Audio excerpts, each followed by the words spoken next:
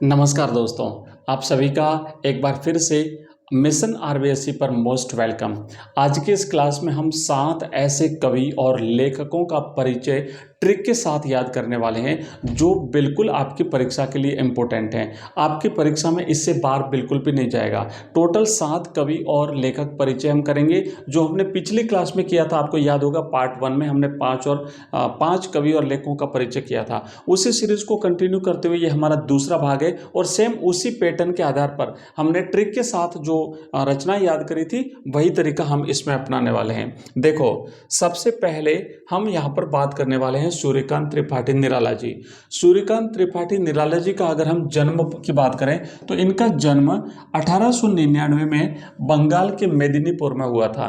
इनके पिताजी की वहाँ पर नौकरी थी, अंग्रेज सरकार में वो नौकरी पर थे। वैसे तो ये मूल रूप से उन्नाव उत्तर प्रदेश के थे, लेकिन उस समय सर्विस उनकी वहाँ पे थी बंगाल में, इसलिए इनका जन्म बंगाल में हुआ था। 1899 आपको याद रखना है। मृत्यु 1961 में इनके इलाहाबाद में हुई थी। ठीक है, बाद में ये इलाहाबाद आ गए तो वहीं बस गए थे। अब देखो इनकी रचनाएं जो है ना वो ट्रिक के साथ कैसे याद करेंगे, याद रखना है क्योंकि अनामिका सबसे इनकी महत्वपूर्ण रचना है। तो अनामिका से हम शुरुआत करेंगे। अनामिका ने परिमल को गीतिका सुनाकर कुकुर मुत्ता दिखाया। भाई अनामिका मैन है तो अनामिका पहले लिखेंगे और अनामिका से स्टार्ट करते हुए आगे बढ़ेंगे। अनामिका ने क्या किया? अनामिका ने परिमल को गीतिका सुनाई पहले तो अनामिका ने परिमल को गीतिका सुना करके उसे कुकुर मुत्ता दिखाया। अब पहली रचना हो गई अनामिका, दूसरी इनकी रचना हो गई परिमल, तीसरी इनकी रचना हो गई गीतिका, चौथी इनकी रचना हो गई भाई कुकुर मुत्ता और पांचवी जो प्रसिद्ध रचना है, कई बार यहाँ से प्रश्न बनता है, ठीक है, इसको आपको याद रखना है, राम की शक्ति पूजा। तो ये इनकी 5 महत्वपूर्ण रचनाएं जो हमने ट्रिक से याद कर ली।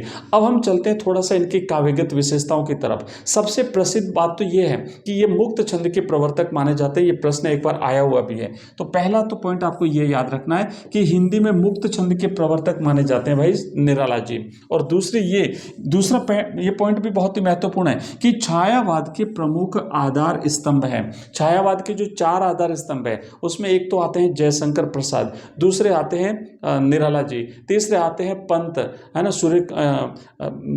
तीसरे आते हैं पंत, प्रसाद, पंत, निराला और वर्मा, महादेवी वर्मा चौथे, सुमित्रा नंदन पंत तीसरे और महादेवी वर्मा चौथी। तो ये 4 छायावाद के प्रमुख आधार स्तंभ, तो उसमें से एक है निराला।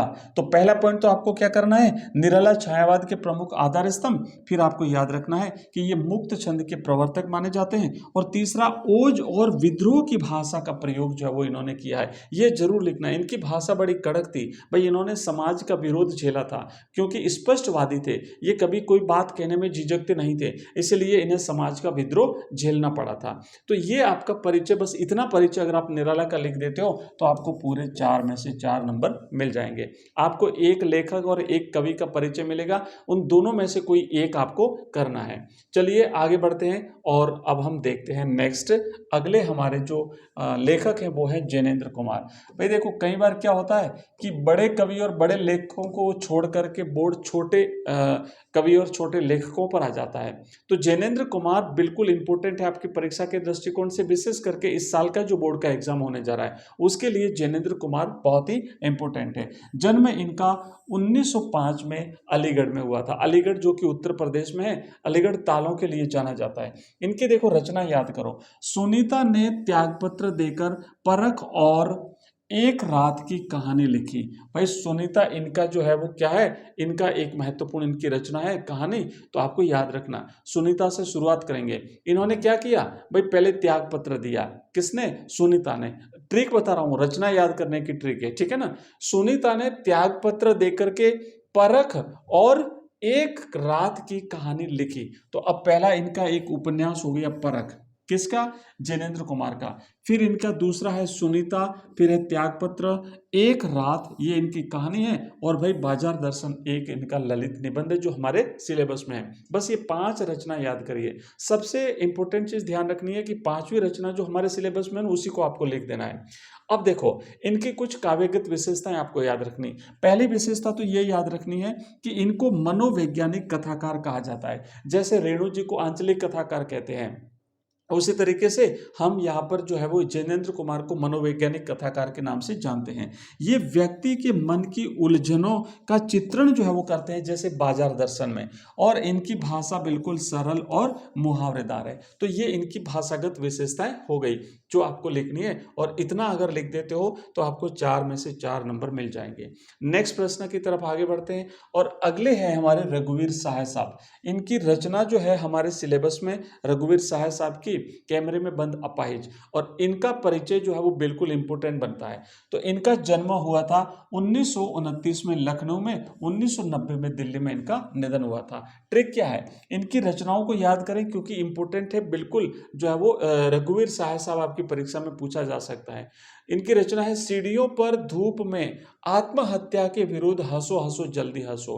भाई आत्महत्या के विरुद्ध आंदोलन करने के लिए लोग सीढ़ियों पर बैठ गए धूप में और कहा हंसो हंसो अब जल्दी हंसो। तो इस प्रकार की रचनाओं को याद करेंगे कि सीढ़ियों पर धूप में पहली रचना, दूसरी है आत्महत्या के विरुद्ध, और तीसरी इनकी रचना है हंसो हंसो जल्दी हंसो, और चौथी है लोग भूल गए हैं। हंसो हंसो जल्दी हंसो क्यों? क्योंकि लोग जो है वो भूल गए हैं। आत्महत्या के विरुद्ध, सीढ़ियों पर धूप में बैठ कर के लोग कहते हैं हंसो हंसो जल्दी हंसो क्योंकि लोग भूल गए हैं। अब ये जो है ना इनकी विशेषता याद करो। नई कविता के प्रमुख कवि हैं, पहली बात तो ये ध्यान रखना है। दूसरा है पत्रकारिता का पुट जो है वो देखने को मिलता है इनकी रचनाओं में, और व्यंग्य और सपाट बयानी के लिए जाने जाते हैं भाई रघुवीर सहाय साहब। चलिए अगला प्रश्न, नेक्स्ट हम चलेंगे एक और हमारे कवि जो हैं कुंवर नारायण साहब। कुंवर नारायण साहब की बिल्कुल सीधी रचना हमारे सिलेबस में है और याद रखना है 1927 में। भाई हमने रघुवीर सहाय का 1929 में इनका जन्म हुआ था, 1929 में इनका हुआ था, 1927 में 2 साल पहले फैजाबाद में, ठीक है ना, उत्तर प्रदेश, और 2017 में इनका निधन हुआ था। ट्रिक क्या है, चक्रव्यूह में फंसे आत्मजयी ने इन दिनों कविता लिखी। तो पहली रचना हो गई चक्रव्यूह, दूसरी रचना हो गई आत्मजयी जो कि एक खंड काव्य है, तीसरी रचना है इन दिनों, और चौथी है अपने सामने। अब ये नागर संवेदना के कवि माने जाते हैं, ठीक है, नागर संवेदना मतलब नगरीय संवेदना के।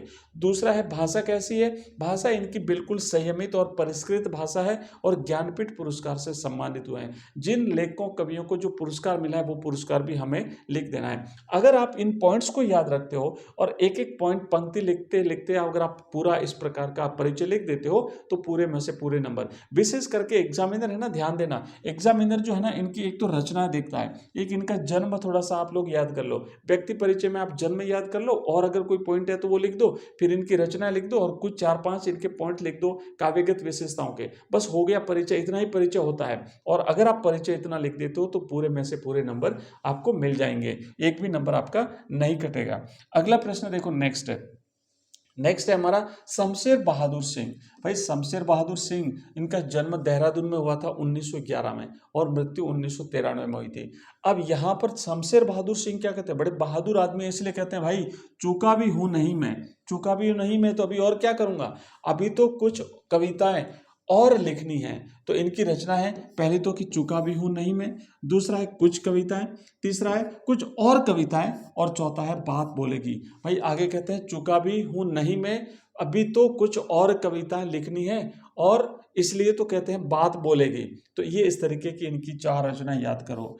पर इनकी इंपोर्टेंट जो काव्यगत विशेषता है उसमें यह है कि प्रयोगवादी कवि हैं। भाई हर कवि और हर लेखक की अपनी कुछ साहित्यिक विशेषताएं होती है, तो इनकी विशेषता है कि ये प्रयोगवादी कवि हैं। बिल्कुल इंपोर्टेंट बनता है प्रयोगवादी कवि, पूछा जा सकता है, और साथ ही साथ बिंब प्रधान इमेजरी शैली का इन्होंने यूज किया है, और उर्दू हिंदी का दोआब। देखो एक प्रश्न आया इस बार जो आपका 2026 का जो मॉडल पेपर है ना, उसमें एक प्रश्न पूछा है, बोर्ड ने सीधे सीधे प्रश्न दिया है कि हिंदी और उर्दू हिंदी के दोआब के कवि की कोई 2 विशेषता लिखिए।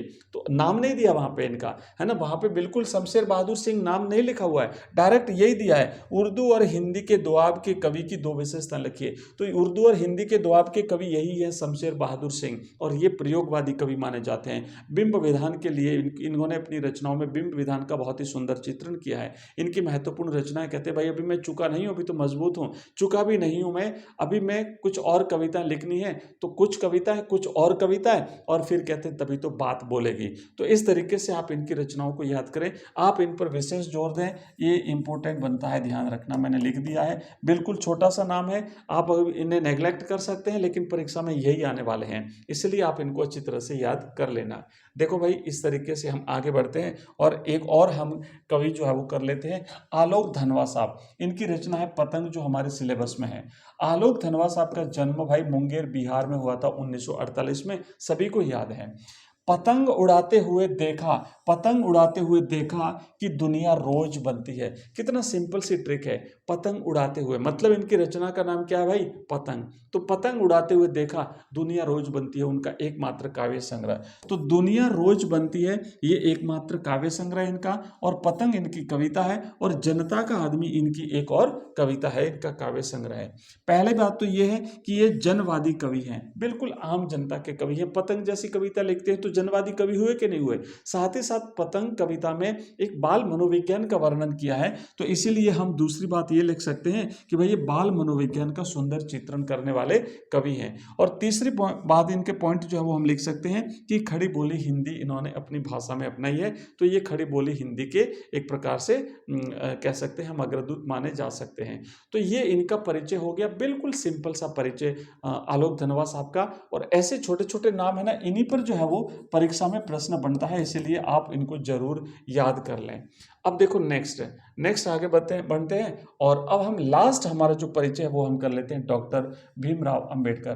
देखो कई बार पूछा जा सकता है बाबा साहेब अंबेडकर का परिचय जो है वो, तो याद रखना है 1891 महू मध्य प्रदेश में इनका जन्म हुआ था, 1956 दिल्ली में इनका निधन हुआ था।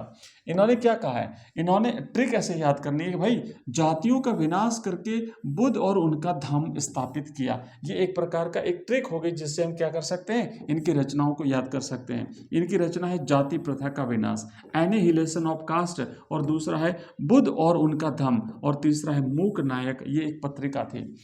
संविधान का निर्माण किया था इन्होंने, साथ ही साथ दलित चेतना और समतामूलक समाज पर बल दिया था, और तार्किक और विश्लेषणात्मक शैली का प्रयोग इन्होंने किया है। तो ये इनका परिचय। तो अब देखो इस तरीके से हमने 5 तो पहले और 7 अभी कवि और लेखक, टोटल 12 और कवि और लेखकों का परिचय हमने ट्रिक के साथ याद कर लिया है। अगर आप बार बार अभ्यास करोगे, एक बार 2 बार क्लास को देख लोगे, तो कोई भी प्रश्न इससे बाहर नहीं जाएगा।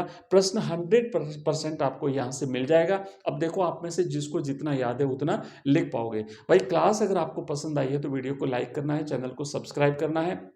हम आगे भी इसी तरीके से आपकी जो सब्जेक्ट है हिस्ट्री, पॉलिटिकल साइंस, उसके बाद में हमारा हिंदी साहित्य, हम इसी तरीके से आपको पढ़ाते रहेंगे और इस तरीके से आप आगे बढ़ते रहेंगे। धन्यवाद।